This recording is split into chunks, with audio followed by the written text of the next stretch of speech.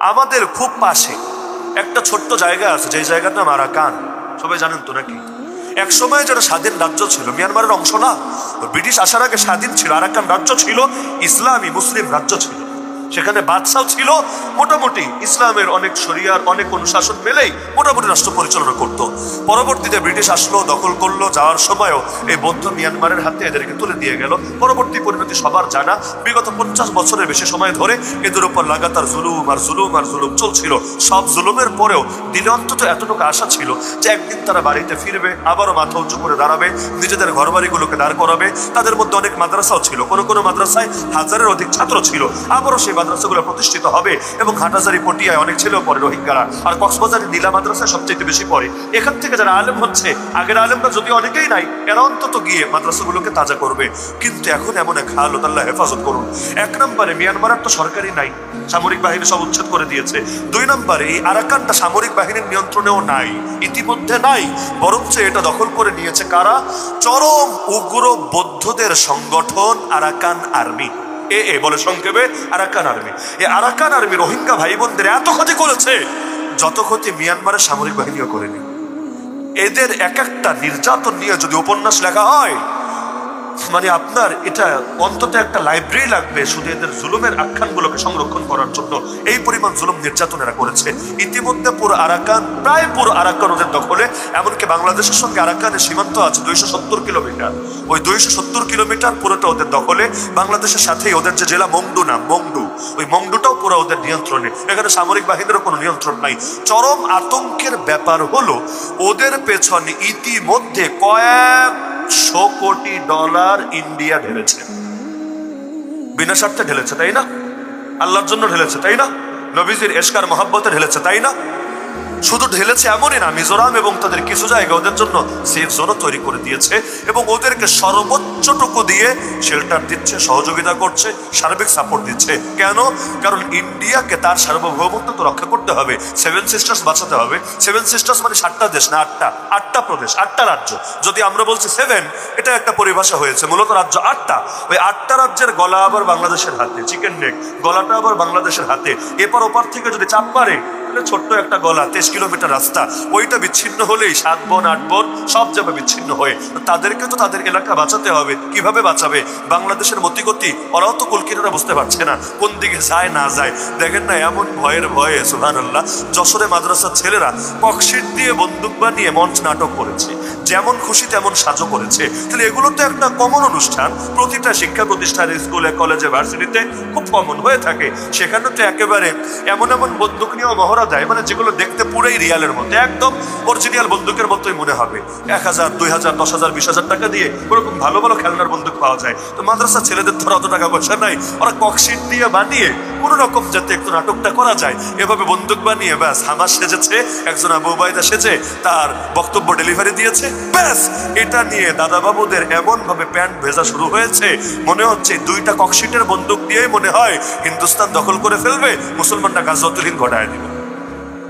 2টা ককশিটের বন্দুক দেখেই যদি তাদের নিম্নদেশ এভাবে ভিজে যায়, তাহলে সেখানে আসলটা দেখলে কি অবস্থা হতে পারে আপনি একবার চিন্তা করেন। তাহলে ওরা তো চরম আতঙ্কে, আর ওরা মনে করে মুসলমান মানে ওদের দুশমন। ডক্টর ইউনূস, তাকে নিয়ে তো অন্তত জঙ্গিবাদের নাটক করার কোনো সুযোগ ওদের নাই। কিন্তু ইন্ডিয়ার আপনি বিগত 1 মাসের রিপোর্ট যদি ঘাটাঘাটি করেন, আপনার খালি মনে হবে যে এই কথা বলা বাকি রেখেছে যে শাইখুল হাদিস আল্লামা ডক্টর ইউনূস মাদ্দাল্লাহু জিল্লাহুল আলী, তার নেতৃত্বে বাংলাদেশে ইসলামী জঙ্গিবাদের উত্থান ঘটছে। মানে নামের আগে শাইখুল হাদিস আর নামের পরে দামাত বারাকাতুহুল আলিয়া, এতটুকু যোগ করা বাকি রেখে পারলে তারাই জঙ্গিদের লিডার, একেবারে সব কিছুর তাকে মানে ধ্বজাধারী মূল নেতা বানায় ছাড়ছে। তো ওদেরকে তো যে কোনো মূল্যে রাষ্ট্র বাঁচাতে হবে। কিভাবে বাঁচাবে? তো বাংলাদেশ নিয়ে তো টেনশনে, এজন্য বিকল্প কয়েকটা রুট চালু করেছে। এর মধ্যে অন্যতম হলো আরাকানকে হাতে রাখতে হবে। কেন জানেন? ওরা জানে কোন একটা জায়গায় যদি আলো জ্বলে, তাহলে অন্ধকার আশপাশ থেকেও বেশি একটা সুবিধা করতে পারে না। ধীরে ধীরে আলোর পরিমাণও বাড়তে থাকে আর অন্ধকারও পালাতে থাকে। একবার আলোর সন্ধান পেয়ে গেলে মানুষ আর অন্ধকারে থাকতে পারে না। একসময় দেশে কারেন্ট খুব বেশি ছিল না, তখন অন্ধকারে থাকতে খুব একটা খারাপ লাগতো না। কিন্তু একবার যখন আমরা কারেন্ট ইলেকট্রিসিটি অভ্যস্ত হয়েছি, এখন গ্রামে গেলে দেখবেন খুব খারাপ লাগতে থাকে। খুব অসহ্য লাগতে থাকে। এমনকি বিদ্যুৎ চলে গেলে এই 2 মিনিট 5 মিনিট পর আসলেও কেমন কেমন জানি লাগতে থাকে। কেন? কারণ একবার ভালো কিছুতে অভ্যস্ত হলে মানুষ মন্দ কিছু এটা পছন্দ করে না। এতদিন তো গণতন্ত্র খাইয়েছে, সমাজতন্ত্র খাইয়েছে, সামন্তবাদ খাইয়েছে, জমিদারি প্রথা খাইয়েছে। এবার যদি ইসলাম খেতে শুরু করে, ইসলামে এমন মজা পাবে, আরে ওদের এগুলোর দিকে তো মুখ ফিরাও তাকাবে না। তোরা চরম ভয়ে যদি আরাকানের বুকে একটা ইসলামী মারা হয়ে যায়, আফগানে হয়েছে, সিরিয়ায় হতে যাচ্ছে, পৃথিবীর আরো আফ্রিকা মহাদেশ বিশাল এরিয়া জুড়ে হয়েছে। এখন যদি আরাকান রোহিঙ্গারা নাই, রোহিঙ্গারা নিলে তো কোরআন হাদিস দিয়ে তো শাসন করবে, ওদের তো আর এত ঝামেলা নাই, ওরা যতটুকু বুঝেছে তারা লোকে শাসন করবে। তাহলে কি হবে?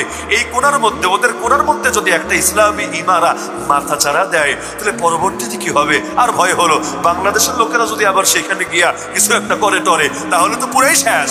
আমও যাবে, ছালাও যাবে, আটবনও যাবে, দেশও যাবে, আরাকানও যাবে, মিয়ানমারও যাবে, আর মিজোরাম টিজোরাম যা আছে এগুলো তো অনেক বিদ্রোহী আছে, ওই বিদ্রোহীরা হাত মিলা সব যাবে। তখন কি হবে? এজন্য ওরা চায় কোটি কোটি কোটি কোটি ডলার ফেলে হলেও যে কোনো মূল্যে এটা থেকে ইসলামকে দূরে রাখতে। এবার চিন্তা করেন, রোহিঙ্গারা যদি আর না পারে দেশে ফিরে যেতে, কারণ আরাকান আর্মির হাতে দেশ থাকলে কোশ্চিন কালেও ফিরতে পারবে না, অন্তত ফিরলে লাশ হওয়া ছাড়া কোনো উপায় থাকবে না। তাহলে এই যে মানুষগুলো যতদিন এখানে থাকবে, দুই দিকে আপনি ঝামেলায় পড়বেন। এক নম্বরে মুসলমানের 1 ইঞ্চি ভূমি কাফের দখলে নিলেও যতদিন পর্যন্ত এটা মুক্ত না করা হয়, ততদিন পর্যন্ত তাদের পার্শ্ববর্তী মুসলমানদের জন্য লড়াই ফরজ থাকে। তাহলে আরাকান তো মুসলমানদের ছিল, আজ নাই। এটাকে পুনরুদ্ধার করার দায়িত্ব কার? জিবরিল আমিনের? এটাকে পুনরুদ্ধার করার দায়িত্ব কার? মঙ্গল গ্রহের এলিয়েনদের? না, এটাকে পুনরুদ্ধার করার দায়িত্ব সবার আগে কাদের? কাদের? হ্যাঁ, আপনাদের মুখ থেকে বের করলাম, না হলে বলবেন হুজুর চাপায়া দিচ্ছে। সবার আগে আমাদের 4 মাযহাবের সম্মিলিত ফতোয়া এটাই বলে, হানাফি টানাফি নাই, এমনকি সালাফি ফতোয়াও এটাই বলে যে ঈমান গ্রহণের পর মুসলিম ভূমি পুনরুদ্ধারের চাইতে জাতিগতভাবে গুরুত্বপূর্ণ কোনো কিছু হতেই পারে না। 2 নম্বর ঝামেলা হলো, বলবেন হুজুর জমি গেলে যাক না, ব্যাপার না, রোহিঙ্গারা তো আছে, ওরা বেঁচে পড়ে থাকুক। না রে ভাই, এই যে রোহিঙ্গারা আছে, ওদের খাবার দেওয়াই আপনার সর্বপ্রধান দায়িত্ব না। আমার শুরু থেকে আলোচনা বুঝলে এটা বুঝবেন, ঈমান রক্ষা করা সর্বপ্রধান দায়িত্ব। প্রতি বছর গড়ে কয়েক হাজার করে রোহিঙ্গা খ্রিস্টান হয়ে যাচ্ছে। বলবেন কেন? জবাব সিম্পল। আপনি দেখেন তো তবলিগ জামাত নিয়ে আর ওই রোহিঙ্গা ক্যাম্পে ঢুকতে পারেন কিনা? পারবেন না। দেখেন গিয়ে মাহফিল করতে পারেন কিনা? পারবেন না। দেখেন গিয়ে খানকা খুলতে পারেন কিনা? পারবেন না। দেখেন গিয়ে কওমি মাদ্রাসা, আলিয়া মাদ্রাসা কিছু করতে পারেন কিনা? পারবেন না। কিন্তু কারা পারে? যারা এনজিও, যারা মিশনারি, ওরা সারাদিনই ঢুকছে, নিয়মিত ঢুকছে, টাকা পয়সা তো আপনারা দিচ্ছে, ওরাই দিচ্ছে, ওরাই অন্য বছর বাসস্থান চিকিৎসার ব্যবস্থা করাচ্ছে। সবচাইতে বেশি রিস্কে আছে নতুন প্রজন্ম। আপনি ভাবেন, যেই দেশের 90% মানুষ মুসলমান, ওই দেশের শিক্ষা সিলেবাসে 2 দিন পর পর শিরিক ঢোকায়, নাস্তিকতা ঢোকায়, কুফর ঢোকায়, আন্দোলন করে করে সেগুলো বের করতে হয়। তাহলে ওই জায়গায় তেমনি পায়ের তলায় মাটি নাই। এদের শিক্ষা সিলেবাসে কি পড়ায়, কি ঢুকিয়েছে একটাবার চিন্তা করেন। আর ওদের খপ্পরে যেই নারীরা পড়েছে, ওরা তো চাচ্ছেই যে এমনি তো রোহিঙ্গারা একটু কম শিক্ষিত বেশিরভাগ, প্রতিটা নারীকে ধরে ধরে মডার্ন নারীতে পরিণত করতে এক একটা কাসিয়াতিন আরিয়াত, ওই হাদিসের শব্দের মতো, যে একদিকে কাপড়ও পরবে আর একদিকে উলঙ্গ থাকবে। এভাবে মেহনত করে করে ইতিমধ্যে কয়েক শত অঘোষিত বেশ্যাখানা বানিয়ে ফেলেছে। অঘোষিত বেশ্যাখানা মানে কি? ওই শিরোনাম দিয়া বেশ্যাখানা না, কিন্তু কাজ ঠিকই চলছে। এদের চরিত্রের মধ্যে এই বিষ ঢুকিয়েছে। যেই জাতি দিন রক্ষার জন্য, প্রাণ রক্ষার জন্য হিজরত করলো, আরে যাদের ঈমান থাকা দরকার সর্বোচ্চ পর্যায়ে, ওই জাতিরে পর্যন্ত ধীরে ধীরে বেঈমান বানাচ্ছে। এভাবে যদি চলতে থাকে 20 বছর পর কি হবে? 30 বছর পর কি হবে? আজকে দেখতে পাচ্ছেন সংখ্যাগরিষ্ঠ মুসলমান, তারা যে এই 2 যুগ 3 যুগ পর সংখ্যাগরিষ্ঠ খ্রিস্টানে পরিণত হবে না, অন্তত সেকুলারে পরিণত হবে না, কি গ্যারান্টি আছে? তাহলে কি হবে? এখানে রাখলে কি লাভটা হবে? অন্তত এটা দরকার ছিল, তাদের লড়াই তারা করুক। আরে যেখানে ওমর চিন্তা করে ফুরাত নদীর তীরে একটা কুকুরও যদি না খেয়ে মারা যায়, আমি ওমরকে কিয়ামতের দিন আল্লাহর সামনে এর জন্য জবাব দিতে হবে, সেখানে আমার ভাইদের রক্ত ঝরবে। আরে সব রোহিঙ্গারা দেশে এসেছে তা না, এখনো অনেক রোহিঙ্গা আরাকানে আছে। আমার কাছে ভিডিও ফুটেজ সংরক্ষিত আছে, বিগত রমজান থেকে এই পর্যন্ত অন্তত কয়েকশো রোহিঙ্গাকে নির্মমভাবে হত্যা করা হয়েছে। এই বিগত রমজানের পর অনেকে ভাবছে জুলুম শেষ না।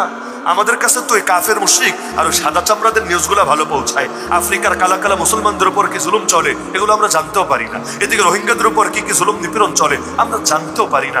এই রকম ভাবে জুলুম নিপীড়ন চলছে। তাহলে এদিকে কুত্তা মরবে এটা নিয়ে আল্লাহ প্রশ্ন করবে, আর সেখানে মানুষ মরবে, আমাদের মা বোনেরা ধর্ষিত হবে, এটা নিয়ে আল্লাহ প্রশ্ন করবে না। ভাবলেন কিভাবে? তাহলে ওমরি আদর্শের আলোকে দরকার ছিল কি? দরকার তো ছিল এটা, জালেমদের বিরুদ্ধে ঐক্যবদ্ধ হয়ে রুখে দাঁড়াতে হবে। আর কিছু না পারলে অন্তত এটা তো হওয়া দরকার ছিল যে তোমার দেশ রক্ষা করার দায়িত্ব, এটা তো তোমার নৈতিকভাবে আছে। তাহলে যদি বৌদ্ধরা পারে, তুমিও পারবা। তোমার লড়াই তুমি করো, আমরা আছি সর্বতভাবে তোমাদের সাথে। আমরা সাপোর্ট দিব, সরকারকে প্রেশার দিব যাতে তোমাদেরকে সমর্থন দেয়, বহির্বিশ্ব যাতে তোমাদের পক্ষে কথা বলে। কারণ আরাকান আর্মির সাথে ইতিমধ্যে আমেরিকা যোগাযোগ শুরু করেছে, রাশিয়া যোগাযোগ শুরু করেছে, চায়না যোগাযোগ শুরু করেছে, ইন্ডিয়া যোগাযোগ শুরু করেছে। নিয়মে এইটা যে যখন আগায়া যাবে সবাই তার সঙ্গে হাত মিলায় নিবে। 2 দিন আগে বলতো তালেবান জঙ্গি, এখন সে তালেবানের ডাইকা নিয়েই বৈঠক করে। 2 দিন আগে বলতো সিরিয়ার মুজাহিদিনরা জঙ্গি, এখন তাদের কাছে গিয়া দোয়া নেয়, বরকত নেয়, মিটিং করে, বিভিন্ন দিক নির্দেশনা দিয়ে আসে। নিয়মে এটা, জোর যার মুল্লুক তার। আজকে বৌদ্ধরা আরাকান দখলে নিয়েছে, সবাই বৌদ্ধদের মাথায় তুলে নাচছে। আগামীকাল যদি রোহিঙ্গারা নিতে পারে, সারা দুনিয়া এই মুসলমানদের কাছে এসে হাত মিলাবে। তাহলে বৌদ্ধদের হাত থেকে মুক্ত করে তোমরা তোমাদের দেশ দখল করো, তোমরা তোমাদের অঞ্চল লড়াই করো, কারণ এটা পূর্ব জামানা থেকেই তোমাদের। এই এতটুকু কথাই বলে দেখেন না, আমি তো উদাহরণ দিয়েছি, কথা বলেই নাই, এতটুকু কথা বলেই দেখেন না, বলবে দেখ দেখ জঙ্গিবাদের গন্ধ পাওয়া যাচ্ছে। তাহলে বাক স্বাধীনতা কারে বলে? কোনো বাক স্বাধীনতা, বাস্তবে কোনো বাক স্বাধীনতা নাই। আজকে যদি বাক স্বাধীনতা থাকতো, অন্তত বাংলাদেশের এই অবস্থায় পড়তে হতো না। অন্তত আলেম ওলামাকে যদি বাক স্বাধীনতা দেওয়া হতো, তাহলে এই জালেম সরকারগুলোর লেজ গুটে এভাবে পালাতে হতো না। কিন্তু বাক স্বাধীনতা দেয় না, জাতিকে প্রতিবাদ করতে দেয় না, সাংবাদিকদেরই তো দেয় না, বাকিদের আলাপ পরে, সাংবাদিকদেরই দেয় না, বাকিদের আলাপ পরে। এভাবে আর কত? ওমর রাদিয়াল্লাহু আনহু বাক স্বাধীনতায় বিশ্বাসী ছিলেন, হ্যাঁ, যতক্ষণ না সেটা শরীয়তের গোড়ে আঘাত করে বা আল্লাহ এবং তার রাসূল সাল্লাল্লাহু আলাইহি ওয়াসাল্লামের ইজ্জত নিয়ে কোনো ধরনের হুমকির মুখে ফেলে। কারণ আজকাল আবার বাক স্বাধীনতার নামে ওইগুলা চলে। বাক স্বাধীনতার নামে আমরা কোরআনের কথাও স্বাধীনভাবে বলতে পারি না, কিন্তু জালেমরা ঠিকই ভণ্ডামিগুলো করে।